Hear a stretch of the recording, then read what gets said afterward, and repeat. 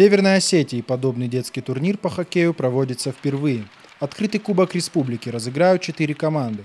Владикавказские «Снежный Барс» и «Ариана», «Беркут» из Краснодарского края и команда из столицы Чечни «Грозный». Сыграть первый матч доверили хозяевам льда «Снежному Барсу» и «Ариане». Счет встречи оказался по-настоящему хоккейным. Барсы забросили в ворота соперника 13 безответных шайб. Героем матча стал юный вратарь Азрат Гопоев. Ворота «Снежного Барса» он защищает уже 3 года. За это время Азрат достиг больших успехов в хоккее. Он твердо решил, что непременно свяжет свою жизнь с большим спортом. Когда я его спросила, кем он хочет стать, он сказал, что до 36 лет почему-то будет хоккеистом, будет непосредственно заниматься хоккеем, а потом тренером. Юный хоккеист берет пример с игроков сборной России. Говорит, что на сухой матч его вдохновила игра новоиспеченного чемпиона мира Сергея Бобровского. Бобровский красавчик, вратарь хороший. И игроки все хорошие, забили голы, выиграли золото, заняли первое место. Мне понравилось.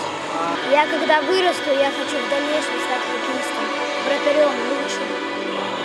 «Снежные Барсы» – фавориты сегодняшнего турнира. Надежды болельщиков они оправдали и во втором матче. Со счетом 15-1 повержены ребята из Чечни. Владикавказские хоккеисты почти гарантировали себе место в финале, который пройдет 28 мая.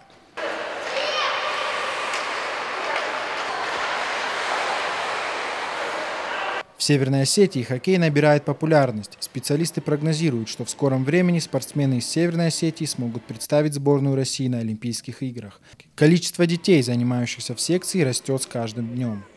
Вообще сам факт проведения этого турнира – это уже очень хорошо, потому что раньше к нам как-то стеснялись ехать или что, не знали, что у нас есть хоккей. Сейчас приезжают команды. Ну, начало хотя бы Краснодар, Грозный наши постоянные гости. Краснодар приехал, согласился, им спасибо огромное. То есть это очередной шаг к развитию нашего хоккея. Потому что чем больше регионов будет знать о том, что у нас есть хоккей, тем будет лучше и для нас, и вообще для юга хоккея. Например, в следующем году уже делают зону юг по хоккею среди детей. То есть это уже прогресс. И это же и есть толчок для того, чтобы дети приходили в хоккей играть. То есть не просто здесь между собой, а выезжать на турниры, на соревнования.